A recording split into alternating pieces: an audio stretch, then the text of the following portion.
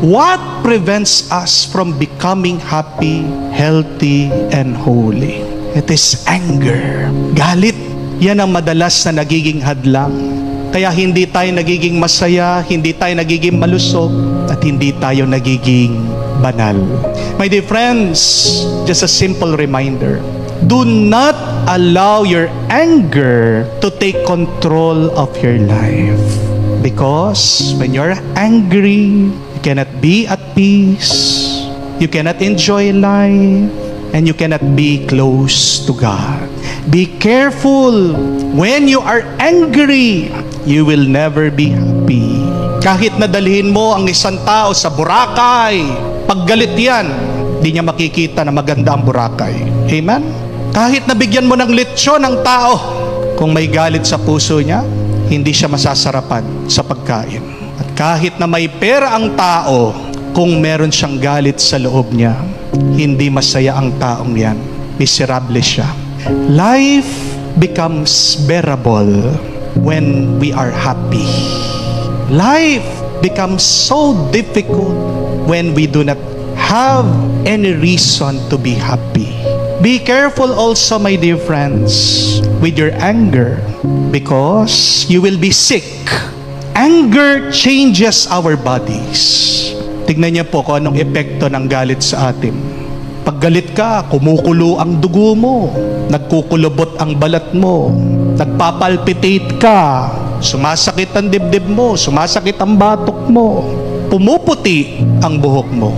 Alam niyo po ba, yung mga puting buhok, sabi nila, may pangalan daw yung mga yan. Ngayon yung mga taong kinai-stressan mo, ilan na po yung mga stress nyo sa buhay? Alam niyo po kung sino yung pinaka-stress? Yung walang buhok. Bakit? Dahil po sa init ng ulo, nalanta na yung buhok. Mag-ingat po kayo pag galit kayo. Nakakapangit. Amen? At nakakataba. Bakit? Di ba? Pag galit na galit ka, ano yung outlet mo? Pagkain. Di ba? Kukunin mo yung ice cream, no? Walang yaka. No? Madak sa akin, no? Just to make you feel good. You try to find other things to console you. At nakita po nila sa pag-aaral that when you hold in anger, when you are so resentful, it is one cause of cancer. Lastly, be careful with your anger. It will not make you holy. You cannot pray in hate, and you cannot love in anger. You cannot worship God and at the same time harbor bad thoughts towards people. How can you say that you love God and at the same time hate somebody? Hindi po pwede yun na sasabihin mo, mahal ko ang Diyos. Pero pag nakita mo, nagsimba yung kaaway mo, nagpi-peace be with you, hindi mo binibigyang kapayapaan, ini-snub mo. That's impossible. Why? Because remember, God is also present in that person. Amen? So if you hate that person, what do you mean? You hate a part of God. You cannot worship and pray with anger in your heart. If you hate others, you hate God also, who is present in the other, in your neighbor. My dear friends, remove your anger before it becomes your danger. The sooner that you remove your anger, the quickest that you will become happy, healthy, and holy. Alam ko po, napakahirap makipag-usap sa taong kinagagalitan mo.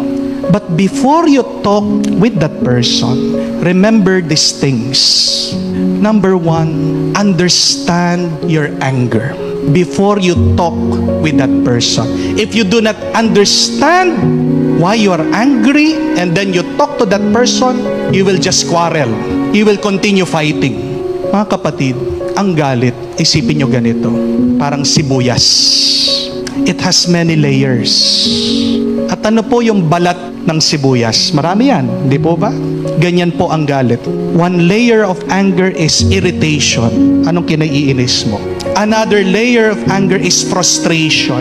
Ano yung nagsasawa ka na paulit-ulit na ginagawa na masama ng taong yan? Hindi na natuto. Another layer is hurt.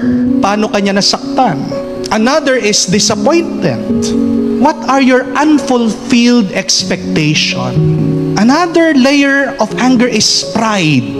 Kataasan ng loob. Gusto mo, ikaw lang ang tama. Another layer is attachment. Nakakapit ka dun sa mga iniisip mo na tama, na dapat mangyari. Hindi ka makapag-let go.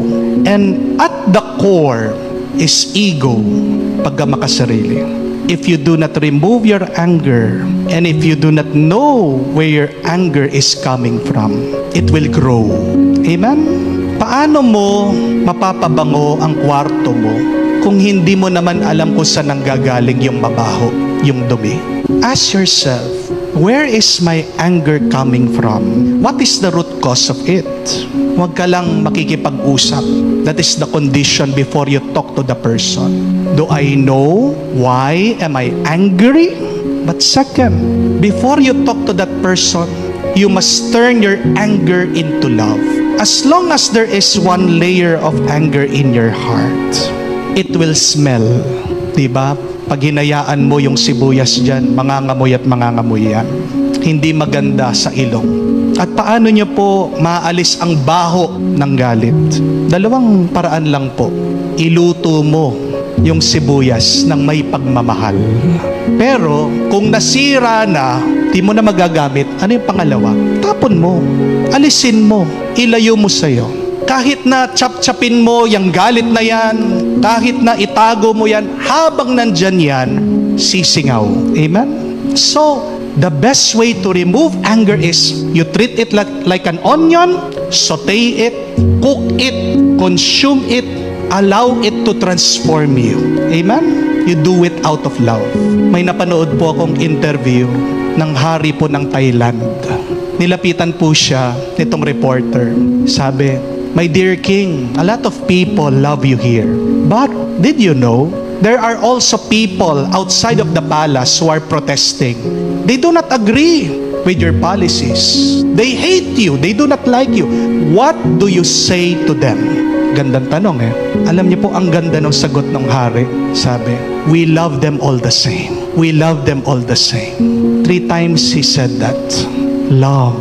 Yun po yung susi para yung mga kaaway natin nagiging kaibigan natin. Amen? How can God forgive those who have hurt Him? How can God, who is our true King, can treat nicely, kindly those who have betrayed Him? It's because God is so full of love. So, before you talk to the person, fill your heart, fill your mind, fill your soul with love. And just like that king say, "I love you all the same." Let that be your prayer. I love him, I love her, all the same. The third and last, be humble. Before you talk, as you talk, maintain a humble disposition. As long as you have pride, you will not talk to the person. Amen? Paano niyo po alam ang isang tao mapagmataas? How do you know that somebody is full of pride? Simple lang po. Pag iniiwasan ka, di ba? Pinagmamalakihan ka eh.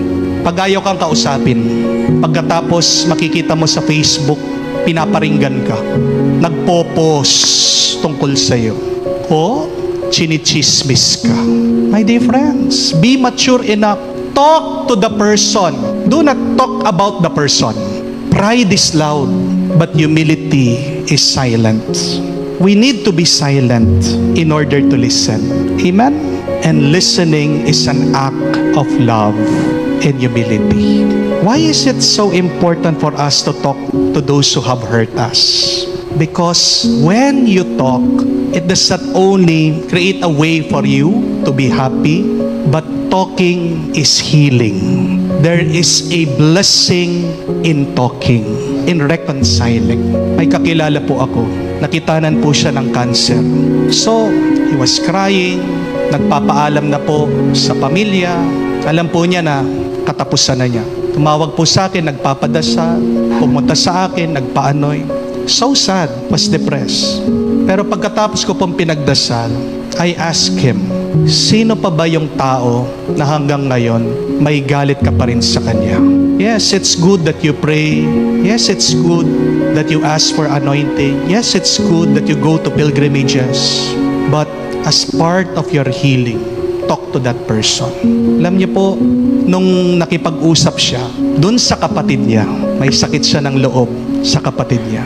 A few days after, he went to the doctor. Kailangan niyang makimotherapy. Nabigla po mga doktor, he does not need it anymore. It's a miracle. See, there is healing in just talking. Who do you need to talk to? Sino yung tao na hanggang ngayon nakaipit pa rin yan sa puso mo? Parang isang bato na hindi ka binibigyan ng kapayapaan, ng comfort. I know that some of you would ask me this, Father, kung ayaw kong kausapin, anong gagawin ko? Go back to the teaching of Saint Ezekiel Moreno. What did he say? Simply pray. Napakaganda po nung sinabi ni Saint Ezekiel Moreno. Prayer favors the one who makes it, and prayer favors the person for whom it is asked. Kung matigas yung puso ng taong yan, ayaw niyang makipag-usap, ayaw niyang makinig, pagdasal mo siya. Kasi pag nagdadasal ka, nakakatanggap ka ng grasya, at yung pinagdadasal mo, may ginagawa ang Diyos para baguhin siya. Leave that angry person to God, but do not become that angry person in front of God.